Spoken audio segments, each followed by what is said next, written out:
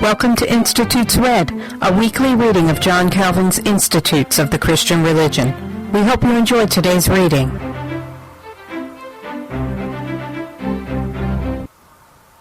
Hello and welcome to Institutes Read. We are reading from John Calvin's Institutes of the Christian Religion, and we are on Book 2, Chapter 3, The Knowledge of God Naturally Implanted in the Human Mind. Number 1. That there exists in the human minds, and indeed by natural instinct, some sense of deity, we hold to beyond dispute, since God himself, to prevent any man from pretending ignorance, has endued all men with some idea of his Godhead, the memory of which he constantly renews and occasionally enlarges, that all man, being aware that there is a God, and that he is their maker, may be condemned by their own conscience when they neither worship him nor consecrate their lives to his service. Certainly, if there is any quarter where it may be supposed that God is unknown, the most likely for such an instance to exist is among the dullest tribes farthest removed from civilization. But, as a heathen tells us, there is no nation so barbarous, no race so brutish, as not to be imbued with the conviction that there is a God. Even those who, in other respect, seem to differ least from the lower animals, constantly retain some sense of religion. So thoroughly has this common conviction possessed the mind, so firmly is it stamped on the breast of all men. Since then, there has never been, from the very first, any quarter of the globe, any city, any household, even without religion, this amounts to a tacit confession that a sense of deity is inscribed on every heart. Nay, even idolatry is ample evidence of this fact. For we know how reluctant man is to lower himself in order to set other creatures above him. Therefore, when he chooses to worship wood and stone rather than to be thought to have no God, it is evident how very strong this impression of a deity must be. Since it is more difficult to obliterate it from the mind of man than to break down the feelings of his nature, these certainly being broken down, when, in opposition to his natural haughtiness, he spontaneously humbles himself before the meanest object of an act of reverence to God. Number 2. It is most absurd, therefore, to maintain, as some do, that religion was devised by the cunning and craft of a few individuals as a means of keeping the body of the people in due subjection, while there was nothing which those very individuals, while teaching others to worship God, less believed than the existence of a God. I readily acknowledge that designing men have introduced a vast number of fictions into religion, with the view of inspiring the populace with reverence or striking them with terror, and thereby rendering them more obsequious. But they never could have succeeded in this, had the minds of men not been previously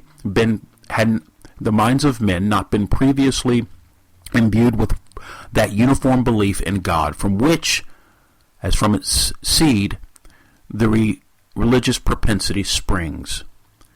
And it is altogether incredible that those who, in the matter of religion, cunningly imposed on their ruder neighbors, were altogether devoid of the knowledge of God. For though in old times there were some, and in the present day not a few are found, who deny the being of a God, yet, whether they will or not, they occasionally feel the truth which they are desirous not to know. We do not read of any man who broke out into more unbridled and audacious contempt of the deity than C. Caligula, and yet none showed greater dread when any indication of divine wrath was manifested. Thus, however unwilling, he shook with terror before God whom he professedly studied to condemn. You may every day see the same thing happening in his modern imitators. The most audacious despiser of God is most easily disturbed, trembling at the sound of a falling leaf. How so? Unless in vindication the divine majesty which smites the consciences the more strongly, the more they endeavor to flee from it.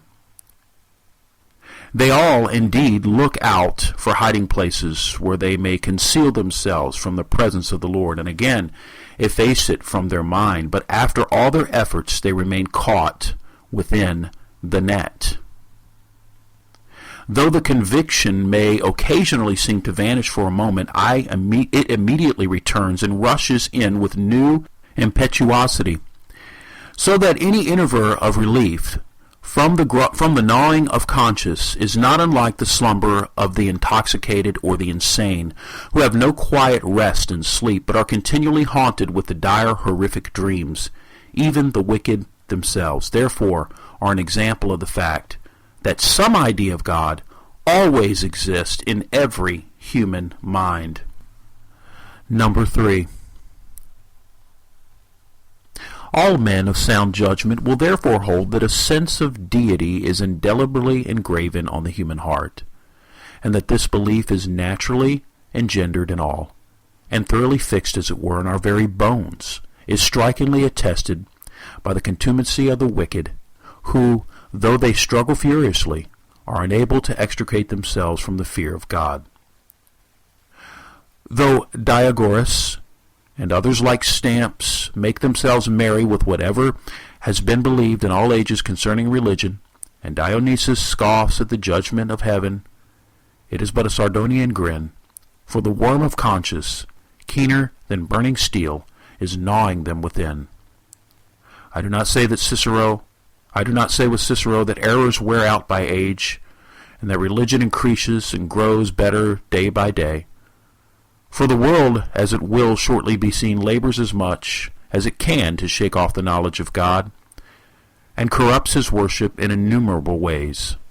I only say that when the stupid hardness of heart, which the wicked eagerly court as a means of despising God, becomes enfeebled, the sense of deity, which of all things they wish most to be extinguished, is still in vigor, and now and then breaks forth, whence we infer that this is not a doctrine which is first learned at school, but one to which every man is, from the womb, his own master, one which nature herself allows no individual to forget, though many with their might strive to do so.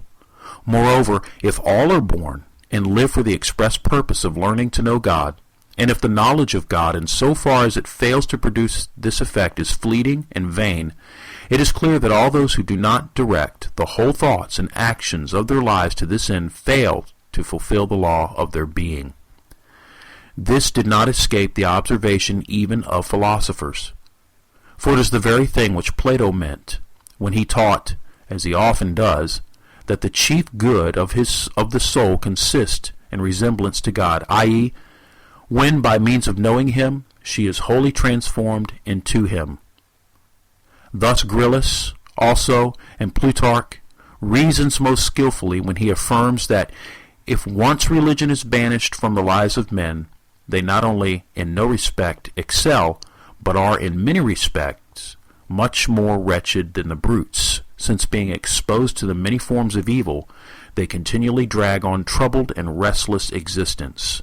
That the only thing, therefore, which makes them superior is the worship of God, through which alone they aspire to immortality. That's the end of Chapter 3. On our next podcast, we will be reading from Chapter 4, The Knowledge of God Stifled and Corrupted Ignorantly and Maliciously. Thank you for listening to Institutes Read.